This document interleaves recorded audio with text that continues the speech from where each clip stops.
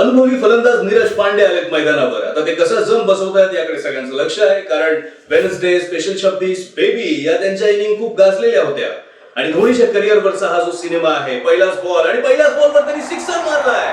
धोनीच्या करिअरचा जो हाय पॉइंट आहे, भारताने वर्ल्ड कप जिंकलाय, तिथपासून सिनेमाची सुरुवात केलेली आहे.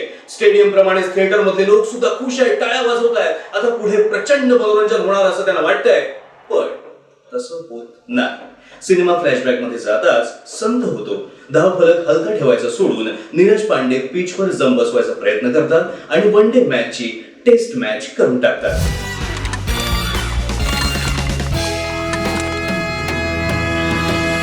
महेंद्रसिंग धोनीचं क्रिकेट करिअर आपण टीव्हीवर पाहिलेलं आहे, पण आता त्याच्या आयुष्यावर सिनेमा बनलाय. त्या सिनेमात काय असावं अशी आपली अपेक्षा असते. धोनीचा टीम मध्ये सिलेक्ट होण्यापर्यंतचा प्रवास, त्याचा स्ट्रगल, त्याचबरोबर टीम मधल्या सहकाऱ्यांबरोबरचे त्याचे संबंध, टीम मधलं पॉलिटिक्स वगैरे वगैरे. अर्थात काही प्रमाणात आपली ही अपेक्षा पूर्ण होते, कारण रांची सारख्या ठिकाणी राहून धोनी क्रिकेट कसा शिकला, कुणाकडून शिकला, कुणाकडून त्याला मदत झाली, तिकीट कलेक्टरची नोकरी करत असताना त्याचा झालेला कोंडमारा आणि त्यातून बाहेर पडून त्याने घेतलेली भरारी, इथपर्यंतचा जो प्रवास आहे तो चांगला झालेला आहे. त्यावर चांगली मेहनत घेतलेली आहे. काही नवीन गोष्टी आपल्याला कळतात सुद्धा. पण जेव्हा धोनीची टीम इंडियामध्ये निवड होते, तिथपासून सिनेमा भरकटतो. हम इस लड़के को जानते हैं, महेंद्र सिंह धोनी. स्ट्राइक हम लेंगे, तुम रन आउट मत करवा देना बस.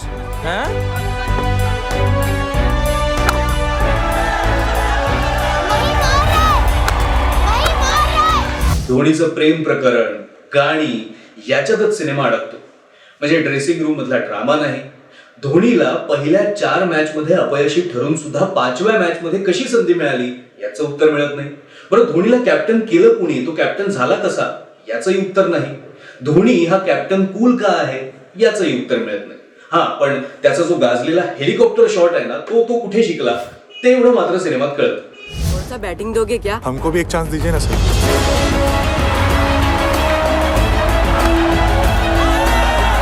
कम्प्युटर ग्राफिक्स बद्दल बोलावंच लागेल. या सिनेमामध्ये ओरिजिनल मॅचचं फुटेज घेऊन त्यामध्ये धोनीच्या जागी सुशांत सिंग राजपूतचा चेहरा चिकटवण्यात आला. म्हणजे पूर्ण सिनेमामध्ये इतका मारा झालाय या ग्राफिक्सचा की सिनेमाचं सगळ्यात जास्त बजेट आणि सगळ्यात जास्त वेळ हा या ग्राफिक्सवरच खर्च झाला असेल असंच वाटत राहतं. बरं, यामध्ये फक्त धोनीचे शॉट्स दिसतात, धोनी खेळताना दिसतो, धोनी आपल्या सहकाऱ्यांबरोबर ती सेलिब्रेशन करताना दिसतो मैदानावर, पण बाकी सचिन, गांगुली, त्याच्याबरोबरचे धोनीचे संबंध हे काहीच नाही. अनुपम खेर, राजेश शर्मा, कुमुद मिश्रा असे तगडे कलाकार आहेत सिनेमामध्ये, पण लिखाणातच त्यांची कॅरेक्टर्स कमजोर असल्यामुळे पहिल्यांदा असं झालं असेल की त्यांचा काही इफेक्ट जाणवत नाही. सुशांत सिंग राजपूतने मेहनत बरीच केली, म्हणजे शारीरिक मेहनत.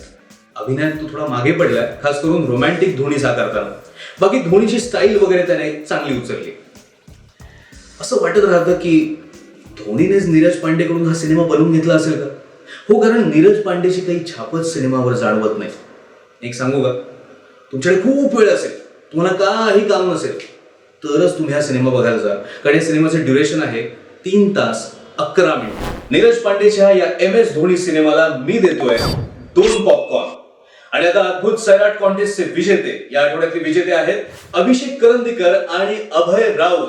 दोघांचंही अभिनंदन. तुम्हाला सैराटची DVD हवी आहे मला माहिती आहे, पण त्याच्या आधी तुम्हाला ईमेल करावा लागेल. ईमेल ID आहे popcorn@adbhutcreatives.com. आणि या आठवड्यातला अद्भुत सैराट DVD कॉन्टेस्टचा प्रश्न आहे, रवी जाधव यांचे आगामी 5 सिनेमे कोणते? Hint, banjo interview. तुम्हाला उत्तर द्यायचे इथेच खाली, म्हणजे कमेंट बॉक्समध्ये. कधीपर्यंत? 4 ऑक्टोबर पर्यंत. 7 ऑक्टोबरला आम्ही 2 विजेत्यांची नावं अनाऊन्स करू. त्यांना काय मिळेल? व्हिडिओ पॅलेसच्या सौजन्यानं त्यांना मिळतील सैराटची DVD विथ स्पेशल फीचर्स. आणि तुम्हाला एक मंत्र मी सांगितलेला माहिती ना, like, share, comment and subscribe. ते तुम्ही तेवढं लक्षात ठेवा. DVD पण जिंका, सबस्क्राईब पण करा, मजा करा. अद्भुत आहे सगळं.